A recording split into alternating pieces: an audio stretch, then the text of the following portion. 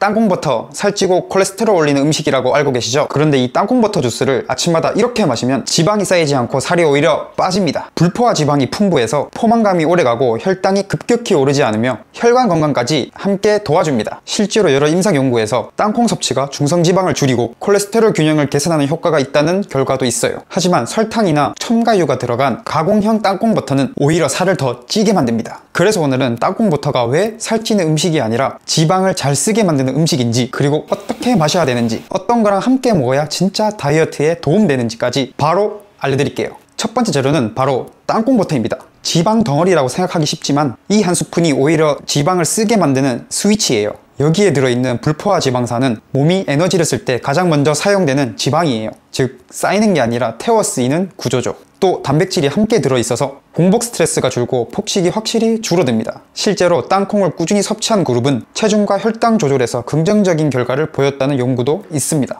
하지만 아무 땅콩버터나 쓰면 안 돼요. 성분 하나 차이로 효과가 완전히 달라집니다. 좋은 땅콩버터는 땅콩 100% 또는 땅콩 플러스 소금 정도만 적혀 있습니다. 설탕, 식물성 경화유, 향료가 들어간 제품은 오히려 살을 찌게 만듭니다. 한 스푼 떠봤을 때 꾸덕하지만 번들거리지 않는 질감, 그게 진짜예요. 양은 한 스푼이면 충분합니다. 2스푼 이상 넣으면 포만감은 좋지만 지방량이 많아져서 아침 루틴엔 조금 과할 수 있어요. 이 한 스푼이 몸이 지방을 쓰게 만드는 첫 단계입니다. 땅콩버터의 사과 조합, 한 번쯤 다 드셔보셨을 거예요. 사과의 산미가 지방을 부드럽게 분해해서 몸이 에너지를 잘 쓰게 되는 구조로 만들어줍니다. 그런데 저는 사과를 그대로 넣지 않고 사과즙으로 바꿨습니다. 생사과는 식이섬유가 많아서 공복에 바로 먹으면 위가 부담스럽고 지방을 에너지로 바꾸는 속도도 조금 늦어요. 그래서 대신 사과즙 한 포 약 120ml를 넣습니다. 사과즙은 흡수 속도도 빨라서 땅콩버터 속 지방을 에너지로 바로 전환시키는 역할을 합니다. 중요한 건 물을 섞지 않는 100% 사과즙, 즉 진짜 사과즙을 써야 된다는 거예요. 그래야 단맛은 부드럽고 소화도 훨씬 편합니다.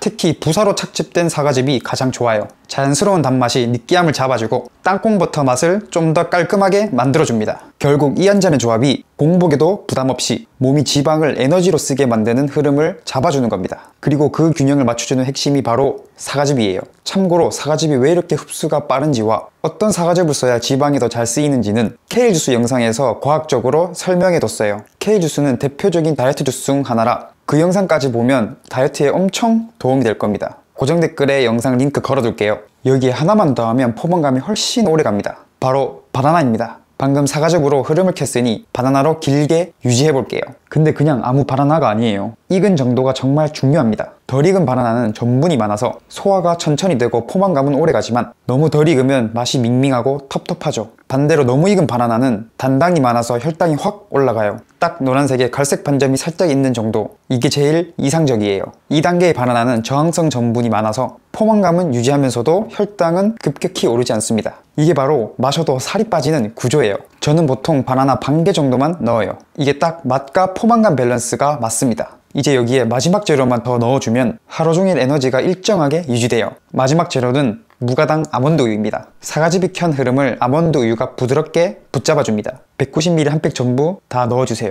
이게 지방과 당 흡수 속도를 적절히 유지시켜주면서 체지방이 에너지로 쓰이는 흐름을 일정하게 유지시켜줍니다. 달콤한 아몬드 음료는 절대 안 돼요. 무가당 향료 없는 제품을 꼭 사용하셔야 됩니다. 그래야 살이 찌는 음료가 아닌 다이어트 주스를 만들 수 있습니다. 마지막은 선택 재료예요. 바로 커피예요. 에스프레소 원샷 정도면 충분합니다. 지방과 함께 들어가면 카페인이 서서히 흡수되면서 각성 효과가 오래가고 속도 편합니다. 이 조합은 지방을 에너지원으로 서서히 바꾸면서 집중력과 지방 용소를 동시에 유지시켜줍니다. 공복에 커피만 마셨을 때 속이 불편하신 분들은 이 조합으로 바꾸면 훨씬 안정적이에요. 혹시 카페인에 민감하시다면 안 넣으셔도 충분합니다. 이제 오늘 레시피 한번 정리해드릴게요. 땅콩버터 한 스푼, 사과즙 한 포, 바나나 반 개, 무가당 아몬드 우유 한 팩, 에스프레소 원샷. 에스프레소를 제외한 모든 재료는 모두 믹서기에 넣고 약 30초만 갈면 끝입니다. 부드럽고 고소한데 포만감은 오래가고 속은 편합니다. 이 한 잔이 지방을 태우는 아침 루틴이자 살이 빠지기 쉬운 상태로 몸을 세팅해주는 주스입니다. 저는 이걸 아침마다 마시면서 몸이 훨씬 가벼워졌고 하루가 달랐습니다. 사과즙이 지방 대사에 어떤 영향을 주는지는 케일 주스 영상에서 자세히 다뤘으니까 고정 댓글 한번 확인해보세요.